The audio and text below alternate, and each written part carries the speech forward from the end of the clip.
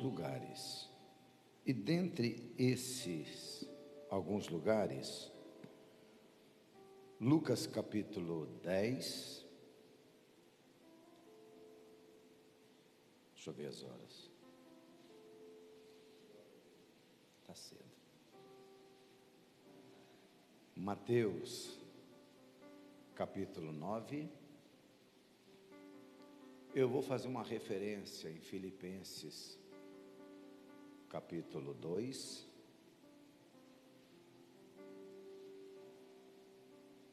e vou já argumentar de início, mas não precisa marcar, em Mateus capítulo 7. Alguém aqui tem alguma dúvida que bênçãos em todas as áreas da vida vem de Deus? Ou você tem alguma dúvida, por exemplo, é da vontade de Deus que a gente venha passar uma vida de sufoco, de apertos? O que você pensa a respeito disso? É da vontade de Deus a gente viver assim uma vida abençoada mesmo, sim ou não? Em todas as áreas. Porque bênção não é só dinheiro, porque às vezes a pessoa tem dinheiro, mas ela não tem saúde para usufruir do dinheiro. É verdade ou não é assim ou não? Às vezes a pessoa tem dinheiro, mas ela é escrava do dinheiro. O dinheiro dela não serve para ajudar ninguém e muito menos ela mesma. Por exemplo, eu te aconselho, o Renato estava falando aqui, que possivelmente talvez domingo, que vem, não vai estar aqui, vai dar um passeio com a esposa. Glória a Deus. Acho que quando aconteceu isso, eu não lembro de você ter faltado um domingo. Talvez o arco-íris era preto e branco nessa época ainda.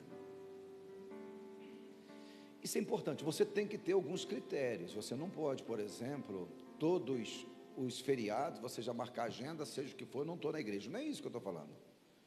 Mas você tem que usufruir daquilo que Deus te deu. Mas não só você usufruir, mas você pensar também que Deus te deu além do que você precisa, para que você possa compartilhar isso. Esse é o princípio estabelecido por Deus. Nós não somos socialistas, longe disso, nós somos conservadores e de direita, princípios estabelecidos por Deus. Mas não existe evangelho se não tiver o compartilhar do pão. A Bíblia é clara a respeito disso. Eu poderia te citar uma porção de versículo aqui, mas eu acho irrelevante. Então, esse pensamento que eu e você, que nós temos de vir na igreja para ter um problema meu resolvido e se limitar a isso, é um pensamento errado. Então, Deus quer nos abençoar, repete isso, fala assim: Deus quer me abençoar em todas as áreas da minha vida. Por exemplo, o céu vai ter graça se os nossos filhos não estiverem lá? Não, irmãos.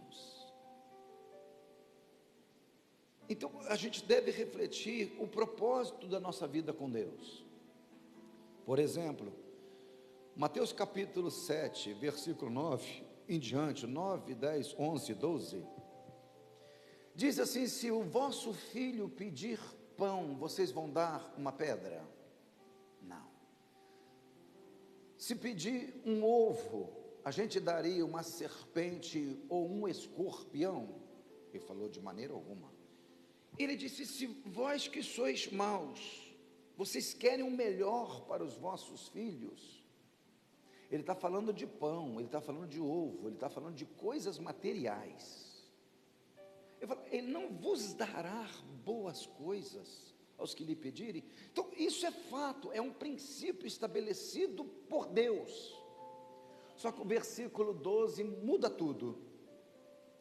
Porque para mim receber esse pão de forma material aqui, tudo que eu vou receber da parte material de Deus, vai vir de Deus, o Senhor vai usar alguém. A gente não vai descobrir uma árvore que vai lá, que tem notas de 200 ou 100 reais, ou dólares, não. É um trabalho que você vai prestar, é uma situação, é alguma coisa que vai acontecer, Deus vai usar alguém, e através desse alguém nós somos beneficiados, sim ou não? É esse o princípio. Mas o que está escrito exatamente no versículo 12 do Mateus capítulo 7? Está escrito assim: tudo aquilo, pois, que vocês querem que os homens vos façam, vocês devem fazer primeiro. Ou seja, aquilo que eu quero receber, eu tenho que dar primeiro. Pastor, me perdoe a franqueza, passei um sufoco, ninguém me ajudou. Mas quantas pessoas você ajudou alguém que estava no sufoco? Pastor, fiquei internado, só acredito que não foi ninguém me ver, mas quantas vezes você tirou um dia, foi no hospital ver alguém? A gente não tem tempo, irmãos, porque a gente está correndo atrás do nosso, e nós não fomos escolhidos pelo Senhor para isso, nós somos escolhidos pelo Senhor para um propósito, para correr atrás daquilo que interessa a Ele. E existe uma promessa daquele que é fiel, que as demais coisas seriam acrescentadas. Só que a igreja não entendeu isso. A igreja vive, eu tenho que fazer uma atração, sabe, para atrair a atenção do povo. Eu não sou contra isso, mas de repente um movimento, cantores, pregadores renomados. Eu não sei se existe pregadores renomados, porque dia a dia a gente vê cair todos. O cara fica famoso um pouquinho, já acontece um alvoroço. Não vou citar o nome de uma pessoa que está passando um deserto, mas por culpa dele. Se associar às coisas erradas, a fugir de um propósito de Deus. Então, eu tenho essa consciência de Mateus capítulo 7, que se eu sou ruim, mas eu quero o melhor para a Júlia e para o Pedro, o que eu puder fazer para ele.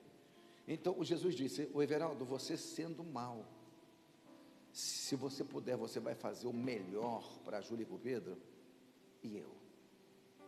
Deus não é bom, Deus é amor, é essência. Você não tem noção do que eu quero fazer por você, mas o problema é que você não me ajuda. Existem leis, existem diretrizes, vocês entendem? Então as coisas não são do meu jeito, da maneira que eu entendo, as coisas são da maneira que está escrito. Então, por exemplo, vamos lá, eu pedi para vocês abrirem Mateus capítulo 9, nós vamos começar por lá a partir do versículo 35, nós vamos aprender juntos. Pai, diante de nós está a tua palavra que é fiel e verdadeira e não pode mentir. O Senhor mesmo disse que ela não voltaria para o Senhor vazia, mas antes ela iria produzir tudo o qual ela está sendo enviada. Ah, meu Senhor, produz em nós o que está escrito aqui. Nós abrimos os nossos corações e damos liberdade para o Senhor Espírito Santo produzir em nós tudo aquilo quanto está escrito, para a glória do teu nome, em nome de Jesus, a noiva do Cordeiro. Digo amém. Vocês acharam o versículo 35? Vamos lá. Percorria Jesus todas as cidades e povoados, ensinando nas sinagogas, pregando o evangelho do reino e curando todas as sortes de doenças e enfermidades. Deixa eu parar um pouquinho aqui. Muitas pessoas foram gritando até Jesus por causa de uma necessidade, sim ou não? Nós podemos dar alguns exemplos? Me ajude aí eu repito aqui por causa da gravação. Vamos lá, pessoas que foram desesperadas atrás de Jesus. O Jairo, aquele da sinagoga com a filha de 12 anos morrendo, lembram dela? O centurião que tinha um servo morrendo, a mulher do fluxo de sangue, muitos foram até Jesus. Então a demanda era muito grande, mas a primeira coisa que me chama a atenção aqui, e percorria Jesus todas as... Jesus não esperava tão somente as pessoas vir até ele, ele ia até as... E que pessoas? Pessoas que primeiro precisava conhecer a respeito não de uma religião, mas de uma filosofia, de um novo sistema de governo. O que é isso, pastor? Reino de Deus. Olha o que está escrito: ensinando nas sinagogas, pregando o evangelho do reino, não uma religião, um novo sistema, curando toda sorte de enfermidades. Então aqui, esses enfermos não veio até Jesus, Jesus foi até a eles. Preste atenção, por favor, porque disso depende da nossa vida. Hoje nós estamos numa cultura que basta você ter uma religião, você amar Jesus, fazer uns posts de uns versículos bonitinhos que está salvo. E isso é um erro, isso é um engano. Foi Cristo que falou para Nicodemos: se não nascer de novo, não pode entrar no reino. Não fala minha. Então tem muitos pastores, para cair na graça da rapaziada, está barateando o evangelho, está adaptando o evangelho aos anseios, aos desejos do povo, e isso é um erro. Isso é um erro. A palavra de Deus é imutável. Eu estou falando isso para você porque primeiro a gente tem que inculcar, depois a gente tem que fazer. Eu tenho que fazer alguma coisa para ir atrás dos perdidos. Para quê, pastor? Só para curar as enfermidades deles? Não é isso que está escrito aqui. Primeiro o quê? Ensinando o evangelho do reino, e depois curando as enfermidades. Não tem propósito você ser um curandeiro, se você não ensinar o propósito de Deus na vida dessas pessoas. Eu falo isso para vocês. Se você entrar lá no perfil do meu Instagram, está lá: eu não tenho a minha vida preciosa para mim mesmo, contando que eu cumpro o meu ministério. Versículo 27 de Atos 20. O versículo 29, Paulo diz: eu jamais deixei de ensinar vocês todos os desígnios de Deus, o plano de Deus. Então Paulo tinha uma missão. O que é? Ensinar o plano de Deus. Deus tem um plano para realizar por intermédio da sua vida. Essa é a nossa pregação. Existe um reino para ser estabelecido aqui nessa terra, e Deus não escolheu anjos, pelo amor de Deus, entenda isso, para fazer isso. Deus escolheu você e a mim. E aquele Mateus lá, 7, a partir do versículo 9, dará boas coisas, vai ser uma consequência natural. A Bíblia responde à própria Bíblia. Em Deuteronômio 28, a partir do versículo 1, diz que se eu obedecer aos mandamentos do Senhor, a lei do Senhor, eu não preciso correr atrás de bênçãos. As bênçãos vão correr atrás de nós. Eu acredito nesta palavra. Deus vai fazer alguém lembrar de você só para te abençoar. Diga amém. Eu creio nesse Deus.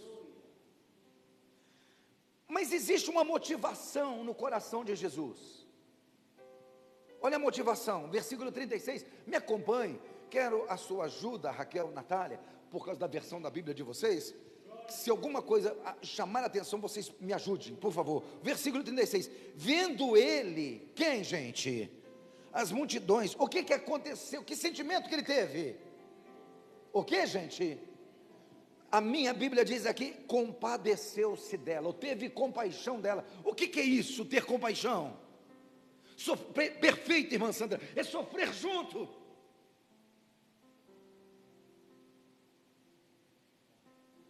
Ele não olhava as pessoas com indiferenças, não olhava as pessoas com olhar de julgamento. Está colhendo porque plantou. Pode ser uma verdade, pode ser verdade, a pessoa está colhendo o que plantou, mas eu estou aqui na posição de mudar a história da vida dessas pessoas. Eu não posso ser um causador de problema, eu tenho que ser a pessoa que soluciona o problema. Eu sou um agente de Deus. Vendo ele as multidões, compadeceu-se delas, sofreu junto com elas. Por quê? Porque elas estavam, como que elas estavam? Me ajudei, a minha Bíblia diz aflitas, na sua diz o quê? Aflitos e abandonados, a minha Bíblia diz aflitas e exaustas. O que é isso? Cansado. Cansado de quê muitas vezes? De viver.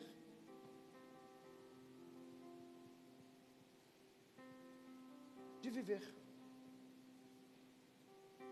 Então ele tinha uma motivação. Nós não somos assim, quer dizer, nós somos assim. Esse sentimento tem que reinar em nossos corações. Eu não posso vir na igreja porque eu sou salvo. Eu tenho que aprender a respeito da salvação para me salvar outros.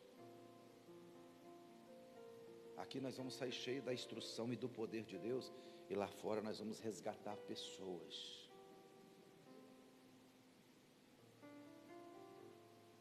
Nós vamos dar ferramentas para isso, mas eu sei que aqui existem indivíduos e nós vamos respeitar a característica de cada um. Todo mundo aqui vai ser um líder de célula? Não, mas você de uma outra forma, você vai ganhar pessoas para Jesus. Eu não me esqueço jamais do Leandro. Alguém lembra aqui do Leandro, da André? Você sabe como que aquele cara foi salvo? O início de tudo, vocês sabem ou não? Futebol, bola. Ele falava, lembra, Toninho? Ele gostava de ir no gol também, né, Toninho? Os goleiros nossos eram o Toninho de um lado e o Leandro do outro. No começo ele não queria nem saber de crente, nada, aquela algerize de crente. André avisava: olha, não convida para a igreja, senão ele vai parar de jogar bola. Me lembro como se fosse no dia de hoje. Todo o futebol nosso, o que tinha antes, Toninho?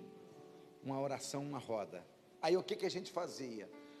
O Jesus também, zagueirão, né, Jesus? Cada enxadada de uma minhoca, né, Jesus? Eu lembro como se fosse hoje, lá na chácara, lá no Vista Alegre do Hélio, uma roda, um frio. O irmão Leandro vai fazer uma oração. Ele até tremeu, só começa que a gente vai junto. Cara, se tornou uma bênção. Uma bênção. Eu não sei se Deus vai usar o futebol, vai usar a pescaria, vai usar você liderando uma célula. Eu sei que Ele quer te usar. Mas você e eu, nós temos que estar disponível. A gente tem que ter tempo para isso. Jesus ficou preparando-se 30 anos, eu estava meditando nisso, para 3 anos de ministério. Você vai ler Lucas capítulo 2, o menino crescia, graça, estatura, conhecimento, diante de Deus, diante dos homens. Eu estou falando de Jesus. Ele se preparou para o ministério dele. Aí eu pergunto, eu e você, estamos nos preparando para o nosso ministério? Ele se preparou para cumprir uma missão. Nós não, irmãos.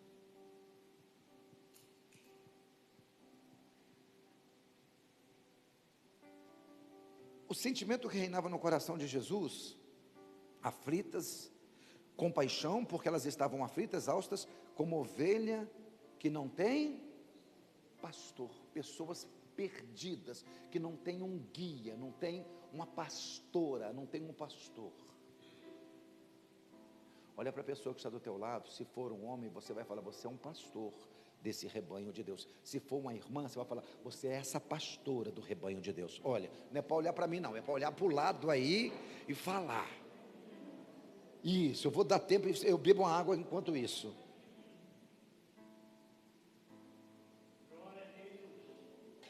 Vamos ver a próxima fala de Jesus. Versículo 37.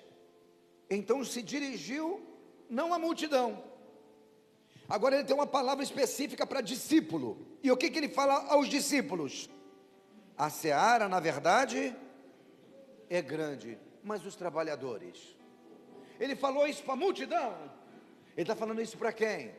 Para os discípulos. Então, de quem que é a obrigação de fazer essa colheita? Dos discípulos, é para quem ele está falando. O versículo 38, rogai pois ao Senhor da seara, que manda trabalhadores para a sua seara. Aqui nós aprendemos muito, igual já falamos bastante, mas o que mais reina no meu coração aqui é a compaixão. Tudo isso aconteceu porque Jesus olhou para aquele povo com um olhar que ninguém tinha olhado. Sofreu junto. Sofreu junto. Não ia existir pregação do Evangelho do Reino, não ia existir cura se Jesus não olhasse para aquele povo com um olhar de misericórdia, de compaixão. Então o sentimento que reina dentro de mim vai fazer toda a diferença. Ou de imediato eu já posso julgar, ou de imediato eu posso me compadecer. Que sentimento que está reinando dentro de nós?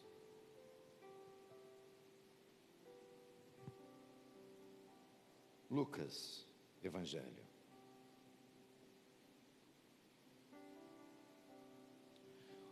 Só para você anotar, Filipenses capítulo 2, versículo 5, você sabe o que está escrito? Não precisa abrir, eu vou relatar para vocês. Tende, pois, em vós o mesmo sentimento que houve em Cristo Jesus. É para ter em mim o mesmo sentimento que houve em Cristo. Aí o que me atrai a atenção, principalmente por causa desse evangelho barato, que a pessoa não se torna nem quente, nem permanece frio, a pessoa fica morno. Mas pastor, não é melhor morno do que frio? A Bíblia diz exatamente o contrário.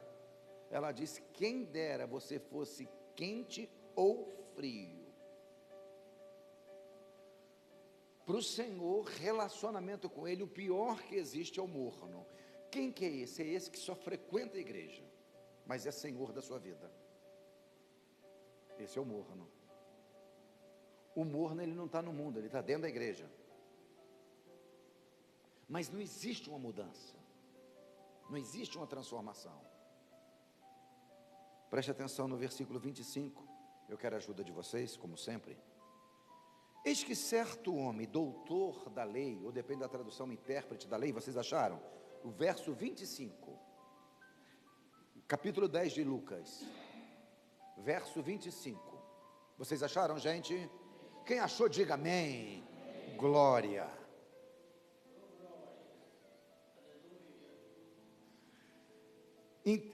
Eis que certo homem, intérprete da lei, ou doutor da lei, é isso, gente? Se levantou com um intuito, com um propósito de colocar Jesus à prova. A intenção dele era ruim, mas a pergunta até pertinente. E ele disse, mestre, não é senhor, tá? É mestre. O que eu faço? Para quê mesmo, gente? O contexto do assunto aqui é vida. Preste atenção nisso. Jesus vai responder alguma coisa concernente de herdar a vida eterna. Então, acredite na palavra. Tem um aqui, deixa eu ver se eu acho. Eu printei, eu vou publicar amanhã. E se eu fosse você, printava também, publicava também. Se eu não perdi, né, irmãos? Só Deus na minha vida. Congregue na igreja mais próxima de sua Bíblia, mesmo que ela fique longe da sua casa. Não é fantástico? Congregue numa igreja que fique mais próximo da sua Bíblia, mesmo que essa igreja fique longe da sua casa. Porque a maioria das igrejas hoje estão longe da Bíblia. Porque virou um negócio, tá? A gosto do cliente. A gente não pode contrariar o cliente. Se o cliente está dando retorno, é o que importa. Virou negócio. Então, o assunto aqui é vida eterna. Então, preste atenção que Deus está falando a respeito da minha vida eterna e da sua. Então, Jesus lhe perguntou, o que está escrito na lei e como que você interpreta? Esse cara é um doutor da lei. Se Jesus fizesse essa pergunta para você, o que você ia responder? Eu não sei. Acabou o assunto. Então tem coisas que a gente tem que saber. Você tem que investir mais na sua mente do que no seu bucho. Você tem que comer menos lanche e mais livros.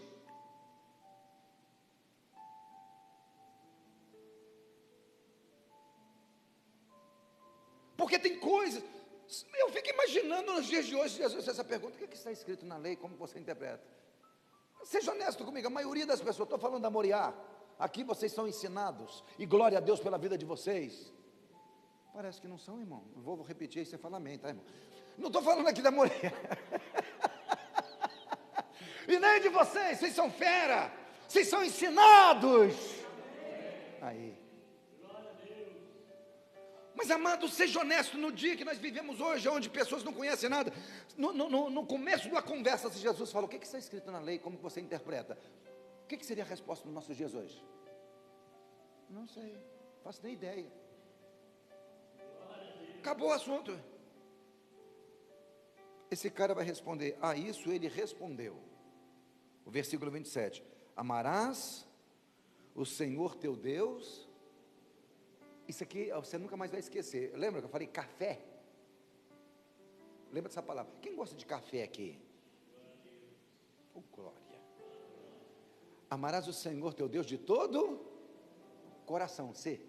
De toda a sua alma. A. De todas as tuas forças e com todo o teu em. O que está escrito? Café.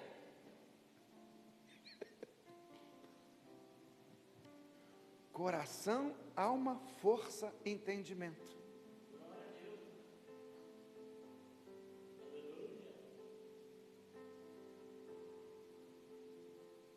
E amarás o teu próximo como a ti. Quem que falou isso? O intérprete da lei. Vamos ver o que Jesus responde? Então Jesus lhe disse: você respondeu corretamente, certinho, faz isso, e você vai ter a vida eterna. Não foi a resposta de Jesus, sim ou não? A resposta de Jesus está no versículo 28. Como é que está escrito, Raquel? A resposta está certa. E aí? Vai ter a vida eterna, que o contexto é vida eterna. Ele, porém, querendo justificar-se, perguntou: quem é o meu próximo? Aí Jesus vai contar uma parábola, que é a do samaritano.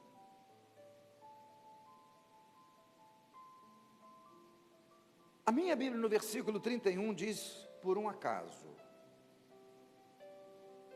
casualmente, descia um sacerdote por aquele mesmo caminho, vendo, passou do outro lado da rua. Por um acaso. Versículo 32 diz que por um acaso também, por semelhante modo, um levita descia por aquele lugar, vendo, também atravessou para o outro lado. Nós estamos falando de sacerdotes e levitas. Versículo 33 diz: certo samaritano, o que tem? Seguir o seu caminho. Tem alguma Bíblia que diz diferente? Quer me ajudar? Estava viajando. Eu gosto dessa tradução, seguir o seu caminho. O que eu aprendo aqui? Primeiro, levitas e sacerdotes, por um acaso, sem propósito nenhum, um acaso. O outro não, já era um caminho, uma vida com propósito. É lógico, se eu pegar o lado histórico aqui, é um caminho que vai levar a algum lugar, o samaritano viajando, mas quando eu pego isso para um propósito espiritual, é aquela pessoa que por um acaso ela depara com um necessitado. Alguém chegou, uma oração por mim e tudo. O outro não, o outro é um caminho dele, é um caminho de busca, é um caminho com propósito, é um caminho com direção. Por isso que as atitudes vão ser diferentes. No 33 diz que seguiu o seu caminho, ele se aproximou. Por quê? Porque esse era o propósito da vida dele. Esse era o caminho dele. O caminhar dele tem um propósito. Não é um acaso. O acaso é o seguinte: eu deparo com alguém da necessidade, eu vou orar por você. De repente, não, você não vai orar, você vai resolver o problema daquela pessoa. O samaritano aqui não falou que ia orar, ele fez o que ele pôde. Eu quero que você leia na sua versão, por gentileza, Raquel, o versículo 33. Não, o versículo 34, melhor dizendo. Preste atenção, enquanto os outros passaram para o outro lado da rua, ele chegou perto. Ele estava esperando por isso. É um propósito. Ele está à procura de pecadores, de doentes, de enfermos. Então, se aproximando dele, o que aconteceu? Limpou os ferimentos com azeite e vinho, e em seguida enfaixou.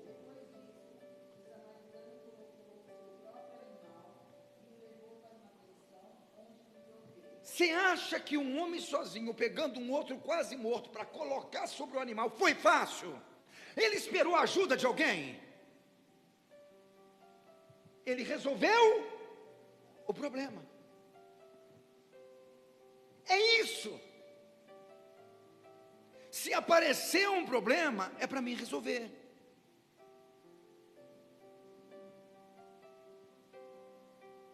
E o que motivou esse cara?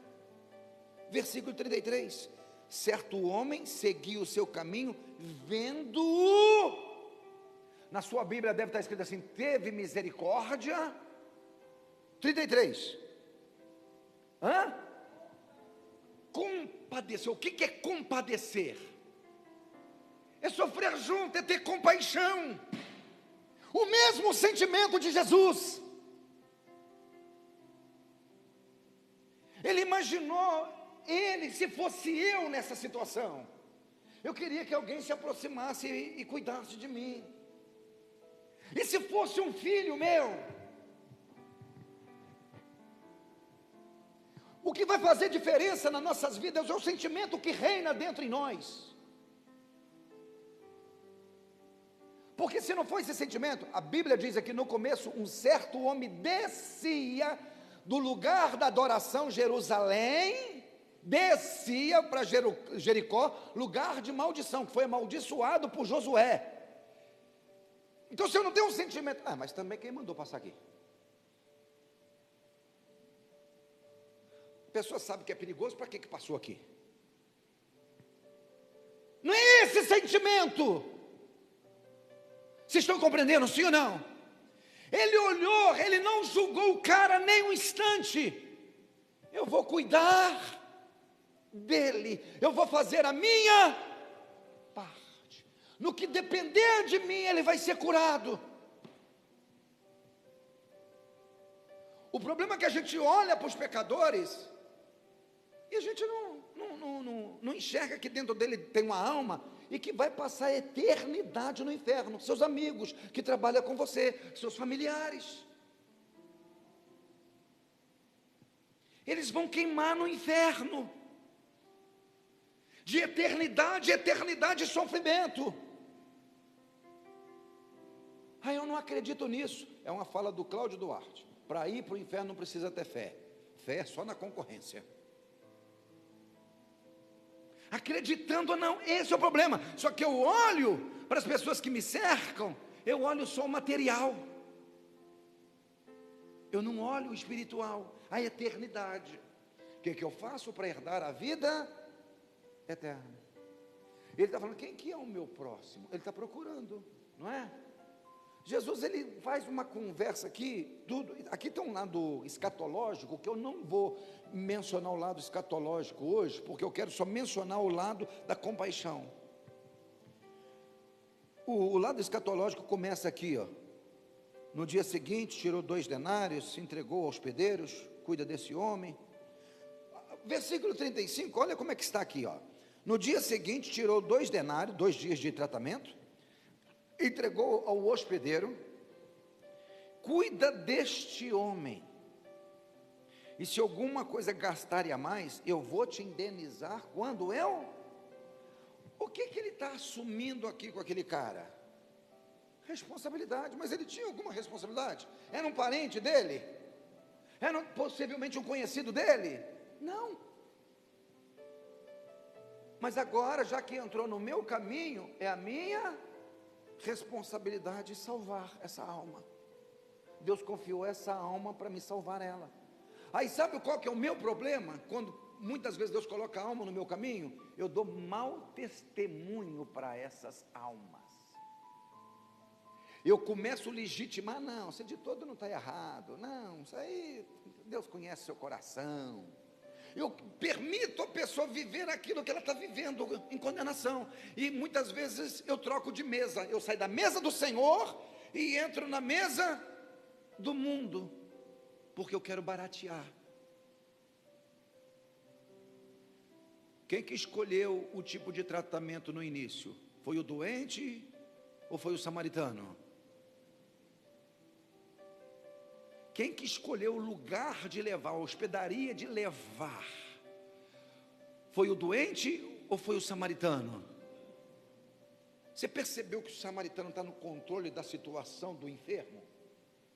Então eu não vou me sujeitar a ninguém, se eu tenho uma palavra de vida eterna. Aí o marido converte, fala: meu amor, eu vou ter com você na igreja, mas naquela Moriá eu não vou. Tá bom, meu velho, nós vamos para onde? Ah, mozinho, nós vamos para onde? Isso, aí daqui os dois, estão os dois condenados na rua. O cego guiando outro cego. Quem é essa pessoa para te exigir, para te dar direção? Estou falando da Moriá, isso pode ser qualquer igreja. O perdido dando direção para aquele que diz que é salvo. Aí, o cúmulo do absurdo, o salvo aceitando orientação do perdido. Será que é salvo mesmo? Irmão, se você não tem um posicionamento, esquece. Quem escolheu o tratamento foi o samaritano. Aonde eu vou te levar? Minha filha, a casa daquela hospedaria eu não gosto, cala sua boca. Quem está cuidando de você sou eu.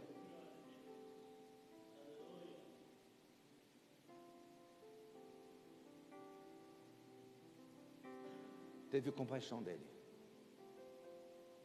Versículo. Jesus é maravilhoso. Não tem expressão para descrevê-lo, que no versículo 33 ele conta tudo. Olha o 33. Leia, Natália, o 36, fazendo favor.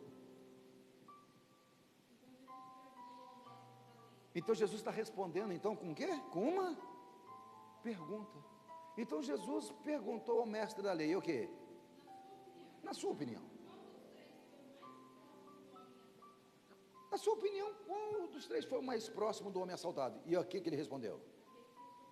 Aquele que o socorreu. Aí eu pergunto para você, a primeira pergunta dele foi: quem que é o meu próximo? Ele está achando as pessoas que vão se aproximar? Mas Jesus falou: não, não é isso, meu irmão. De quem que você tem se aproximado? Tem tantos caídos, tantos enfermos, tantos doentes. E às vezes, eu falo isso todo culto para você, você está perdendo tempo com pessoas que não querem nada. Eu vou falar. Você está queimando vela boa com defunto ruim.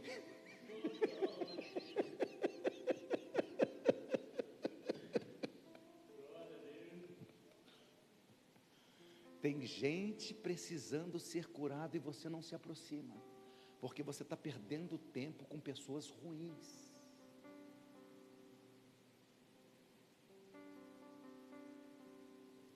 Não quer, tem muita gente querendo o evangelho do reino, tem frutos maduros para ser salvos.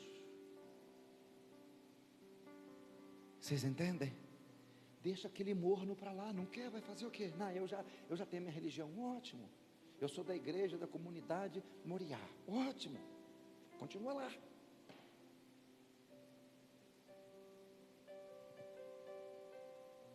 Com amor, olha para a pessoa que está ao teu lado e pergunta para ela: de quem que você tem se aproximado? Qual que é o propósito? Feche sua Bíblia, queridos.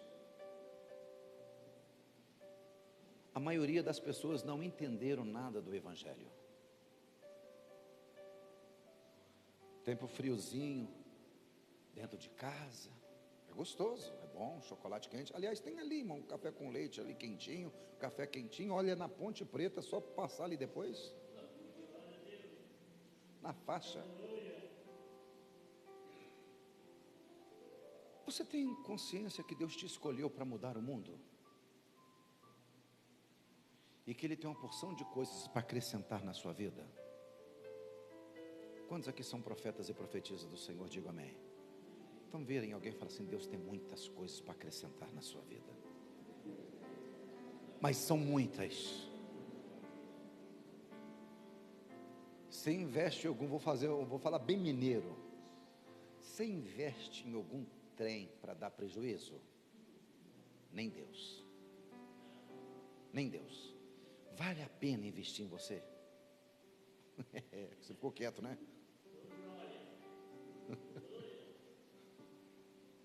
Vale a pena? Deus precisa de você para mudar o mundo. Isso vai começar com as pessoas que estão no seu caminho.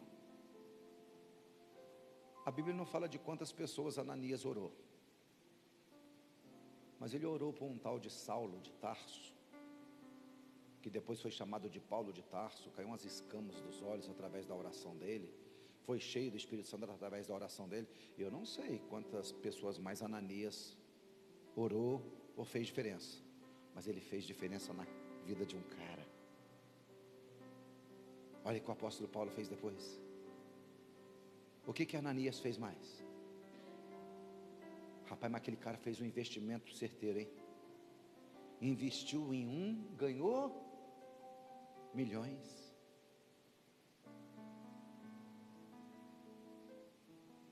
É investimento. Quando você anuncia a salvação, você cura as feridas de alguém.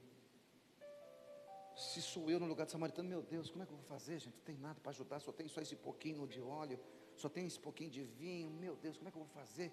Eu tenho que seguir. Ai, meu Deus, a vida dele mudou, porque você leu comigo que ele estava seguindo o seu caminho. Na tradução da Raquel diz que ele estava em viagem. Ele para tudo, porque Deus deu uma oportunidade para ele cuidar de alguém. O problema é que a gente não para nada. A gente arruma bico, as coisas para ocupar um espaço que é de Deus nas nossas vidas.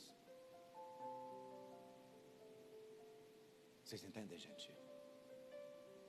Reclina a sua cabeça. Só quem tem cabeça.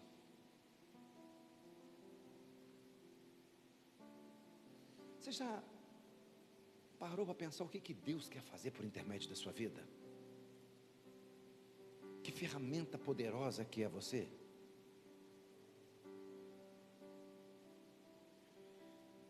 Vamos orar, pedir para Deus esse sentimento que houve em Cristo Jesus. Filipenses 2:5. Haja, pois, em vós o mesmo sentimento que houve em Cristo Jesus. Que sentimento é esse? A Bíblia diz em João 5 que teve uma festa dos judeus. Jesus foi aonde estavam os enfermos, ele não foi na festa. Ele foi lá em Jerusalém, mas Jerusalém tinha as pessoas que tinham motivo de festejar, e tinha uma galera de enfermo, doente, coxo, perto de um tanque, esperando a água se mover para ser curada. Jesus vai aonde? Ele vai lá. Ele vai lá. Aonde eu tenho escolhido ir? Qual é a motivação do meu coração? Eu estou perdendo tempo. E Deus tem tanto para fazer por intermédio de nós. Nós somos a resposta de Deus para esse mundo corrompido. Nós somos a resposta de Deus para esse mundo perdido. Existem pessoas espancadas pelo diabo, roubadas pelo diabo, quase mortas, e que precisa do nosso azeite que nós trazemos, que é a unção, precisa do nosso vinho, que é a aliança com Deus através do sangue de Jesus. Nós temos a resposta, nós temos a solução. O Senhor nos entregou. Deixa Deus te usar aonde Ele tem te levado. A hospedaria é aqui, é a Moriá, é a casa que Deus escolheu para você estar. Traga para a hospedaria. Assuma a responsabilidade sobre aquele pecador, sobre aquela pecadora. Fala, Deus só vai mudar a sua vida no dia que você for comigo em tal lugar. E se você prestar atenção na palavra, a sua vida nunca mais vai ser a mesma. Pode falar, Deus vai garantir a fala que sair da sua boca. Mas você só trabalha. Você trabalha a morrer, só pensa em dinheiro. Tem tempo para nada. E o dinheiro que você está ganhando hoje não vai dar para pagar seu tratamento de saúde amanhã. Mas não adianta falar mais. Você não vai levar nada. É as suas escolhas, é o descompromisso, é a falta de aliança. Senhor, muda-nos, transforma-nos, encha-nos do Teu Espírito Santo, dai-nos do Teu amor no nosso coração, movidos por compaixão, sofrer junto com aquele que está sofrendo.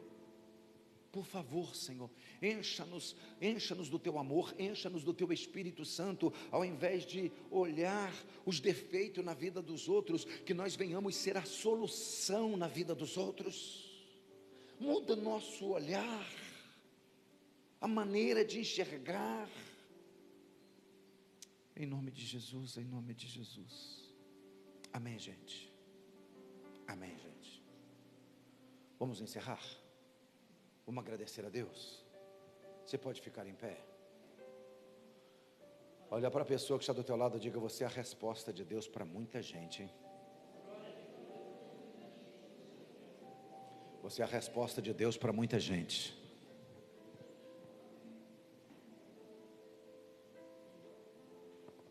Fecha teus olhos se você puder, coloca as tuas mãos para frente. Pai, em nome de Jesus, obrigado pelo teu cuidado. Eu sei que o Senhor tem o melhor para cada um de nós. Nós só temos que corrigir a rota. O Senhor vai fazer maravilhas por intermédio das nossas vidas, para que o teu nome seja exaltado e glorificado através de nós, para que vidas possam ser transformadas, mudadas através das nossas vidas. Seja exaltado o teu nome de eternidade a eternidade, porque tu és santo. Que o Senhor te abençoe e te guarde. Que o Senhor faça resplandecer o seu rosto sobre ti, tenha misericórdia de ti e te dê a paz.